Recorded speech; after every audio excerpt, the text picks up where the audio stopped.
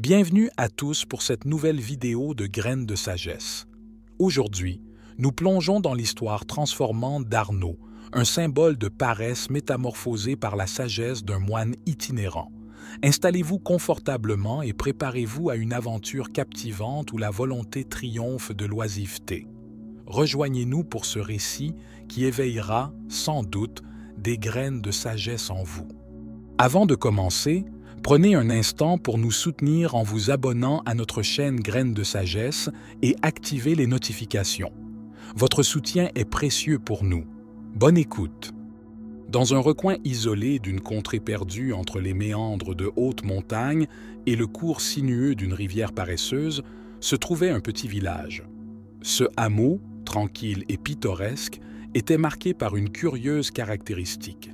Un certain nombre de ses habitants étaient affligés par un mal étrange, un fléau immatériel qui sapait leur énergie et leur volonté, la paresse. Parmi eux, Arnaud était celui dont le nom revenait le plus souvent, incarnant cette malédiction avec une telle passivité que son propre nom était devenu synonyme de nonchalance. Chaque jour, on pouvait voir Arnaud, étendu sous le grand chêne centenaire du village, à contempler les cimes chatoyantes qui semblaient toucher le ciel. Six pensées vagabondaient dans l'azur, aussi insaisissables que le volume capricieux d'un papillon. Il songeait à des aventures qu'il ne vivrait jamais, à des exploits qu'il ne réaliserait pas, à des amours qu'il ne connaîtrait que dans l'imaginaire fertile de son esprit rêveur. Un jour, le destin du jeune homme prit un tournant inattendu. Un moine bouddhiste errant, Maître Lian, homme sage et érudit, ayant consacré sa vie à parcourir le monde à la recherche d'âmes égarées à éveiller, arriva dans le village. Le sage fut accueilli par les villageois avec une curiosité teintée de respect. On lui parla de leurs peines, de leurs joies, mais surtout, on lui parla d'Arnaud. Le vieux moine observa le jeune homme avec une douceur infinie dans le regard. L'indolence d'Arnaud l'interpellait. Il voyait en lui l'étincelle voilée d'une potentialité non exploitée, une flamme attendant d'être ravivée. La grand-mère d'Arnaud, une vieille femme au dos courbé par les années et le travail, s'approcha du moine, les mains jointes en une supplication silencieuse. « Ô vénérable maître, puissiez-vous libérer mon petit-fils de la torpeur qui l'enchaîne » implora-t-elle. Touché par l'amour désespéré de cet aïeul, Maître Lian s'approcha d'Arnaud le lendemain à l'aurore. Ils discutèrent longuement, tandis que le soleil levant caressait les contours du monde. Le moine écouta attentivement les rêves évanescents du jeune homme, puis, avec un sourire empreint de mystère, il lui proposa un défi singulier. Là-haut, au sommet de la montagne la plus haute, se trouve une grotte sacrée. À l'intérieur repose une plume d'un oiseau mythique, révélateur de destinée. Trouve cette plume et tu découvriras un trésor bien plus précieux. Animé d'une flamme nouvelle, Arnaud accepta le défi. L'ascension fut ardue. Chaque pas lui coûtait une volonté qu'il pensait ne pas posséder. Les rochers escarpés testaient sa détermination. Les vents glacés mettaient à l'épreuve sa résilience. Tout au long du chemin, les échos de ces et doutes se faisaient entendre, mais à chaque écho répondait un élan de volonté plus fort. Après un périple épuisant, Arnaud parvint à la grotte tant convoitée.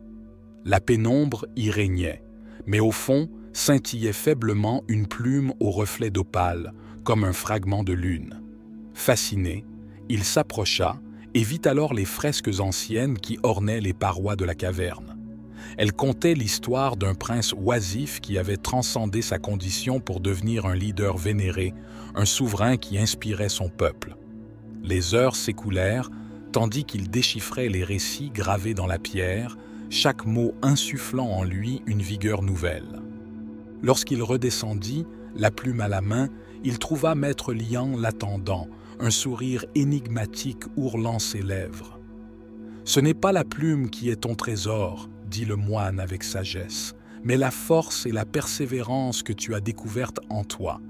C'est cette découverte qui te guidera vers ton véritable destin. » Arnaud comprit alors que la quête du moine n'était pas pour une plume, mais pour l'éveil de son âme. La transformation fut radicale. Le jeune homme, autrefois esclave de sa propre inaction, devint un artisan de sa vie, façonnant son quotidien avec la même passion que les vagues façonnent inlassablement la côte. Il enseigna par la suite aux enfants du village que la paresse n'était qu'un voile illusoire qu'il fallait déchirer pour révéler la splendeur de l'action. Son histoire devint légende, et sa légende, une leçon. Dans l'étreinte de nos luttes internes se trouve la clé de notre libération, un pas après l'autre, sur le chemin escarpé qui mène à la réalisation de notre essence la plus profonde. Cette histoire est un miroir tendu à notre propre contemplation, nous invitant à reconnaître que chaque obstacle est une invitation à se surpasser, que la paresse est une chaîne qui se brise par la force de la volonté, et que chaque individu porte en lui la capacité de forger son propre destin. Nous voici parvenus à la fin de notre voyage avec Arnaud et le sage moine bouddhiste, une histoire qui, nous l'espérons, aura éveillé en vous l'envie de surmonter les obstacles et d'échapper à l'emprise de la paresse. Nous vous remercions chaleureusement d'avoir regardé cette vidéo. Si ce récit vous a inspiré et que vous souhaitez continuer à nourrir votre quête de développement personnel et de spiritualité, n'hésitez pas à vous abonner à notre chaîne Graines de Sagesse. En activant la cloche, vous serez informé de nos prochaines publications. Merci de votre présence et au plaisir de vous retrouver dans notre prochain partage de sagesse.